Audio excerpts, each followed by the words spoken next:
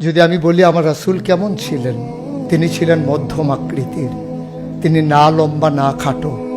তিনি কখনো বা যখন হাজারো মানুষের সামনে দাঁড়াতেন, বিদায় হজের সময়ে 1,40,000 সাহাবা যখন ময়দানে, তিনি যখন আস্তে করে উঠে দাঁড়ালেন, ওনার চাইতে অনেক লম্বা লম্বা মানুষ থাকার পরেও অবাক বিস্ময়ে সবাই তাকিয়ে দেখলো সবার উপর দিয়ে যে মানুষটির মাথা মুবারক দেখা যায়, তিনি নবী মুহাম্মদুর রাসূলুল্লাহ সাল্লাল্লাহু আলাইহি ওয়াসাল্লাম।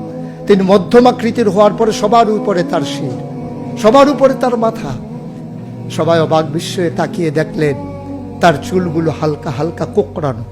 তিনি কখনো বা যখন চুলের ভিতরে তৈল দিয়ে আছড়াতেন, অবাক বিস্ময়ে মানুষ তাকিয়ে দেখতেন, মনে হতো চুলের মাঝে যেন মৃদুমন্দ ঢেউ দেখা যায়।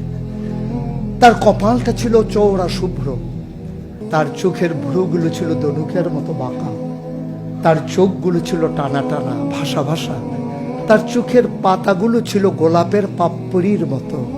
তিনি কখনো বা যখন চোখের পলক ফেলতেন, অবাক বিস্ময়ে মানুষ তাকিয়ে দেখতেন, মনে হতো মৃদুমন্দ বাতাসে গোলাপ পাপড়ি দোল খাচ্ছে। তার চোখের সাদা অংশ ছিল রক্তিমাভ সাদা, কালো অংশ ছিল তার কৃষ্ণ কালো। তার ঠোঁটগুলো ছিল গোলাপি রঙের, তার নাকটা ছিল খাড়া, ছিদ্রগুলো ছিল ছোট ছোট, নাকের নিচে ঠোঁটের উপরে ছিল চিকন সরু গোঁফ। তিনি কখনো বা যখন মুচকি হাসতেন, তার গোলাপি রঙের ঠোঁট দুটো যখন একটু ফাঁক হয়ে যেত আর দাঁতগুলো যখন বের হয়ে যেত, মানুষ অবাক বিস্ময়ে খুঁজত কোথাও যেন বিজলি চমকিয়েছে। তিনি যখন প্রচণ্ড গরমের মাঝে ঘেমে সিক্ত হতেন, কপালে তার মুক্তার দানার মতো ঘাম জমে যেত।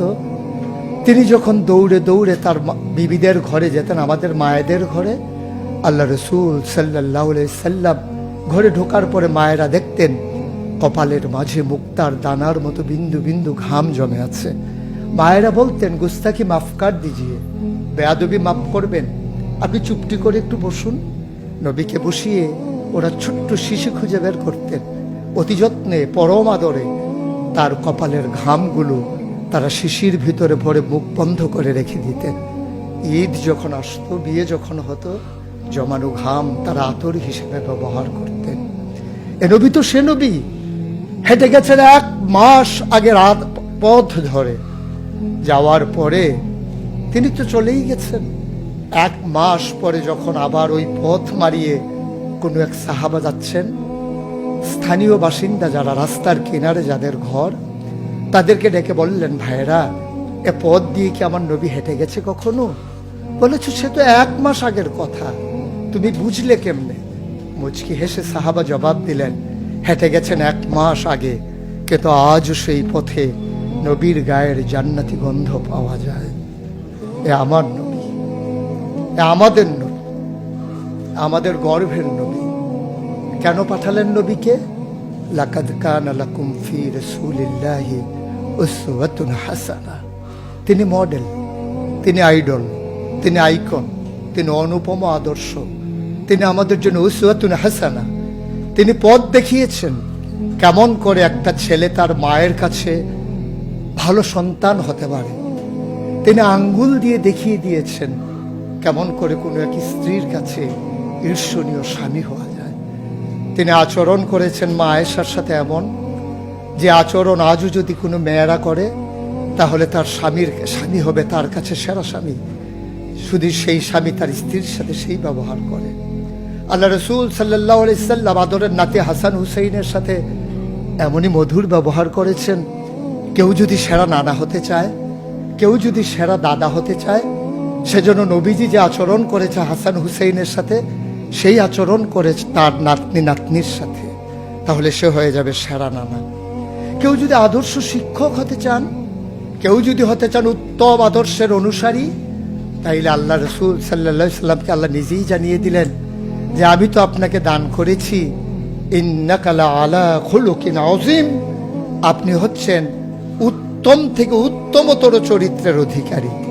চরিত্র হচ্ছে 3 রকম, খুলুকুল হাসান, খুলুকুল করিম, খুলুকুল আযীম। খুলুকুল হাসান মানে হচ্ছে আপনাকে একজন গালি দিয়েছে, আপনি হুবহু সেই গালিটা দিয়েছেন। আপনাকে বলেছে তুমি বদ, আপনি বলেছেন আমি না, তুমি বদ। এটা হচ্ছে হাসান। আপনাকে বলেছে তুমি সাংঘাতিক খারাপ, আপনি চুপ মেরে হেঁটে চলে গেছেন মাথা নিচু করে, আপনি হচ্ছেন খুলুকুল কারিম। আর আপনাকে বলা হলো তুমি খুব খারাপ মানুষ, আপনি চুপ করে তো চলে গেলেনই, মসজিদে গিয়ে আপনি হাত উঠিয়ে দোয়া করছেন, মাওলা সে হয়তো বুঝেনি, সে যদি বুঝতো আমাকে হয়তো বলতো না, তার জন্য উল্টা আপনি দোয়া করে দেবেন। এটাকে বলে খুলুকুল আযীম, যেটা ইন্নাকা লা আলা খুলুকিন আযীম।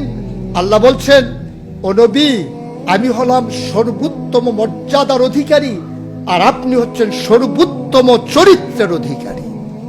সুতরাং যার কোনো তুলনা হয় না, তুলনা মেলা ভার, জুড়ি মেলা ভার।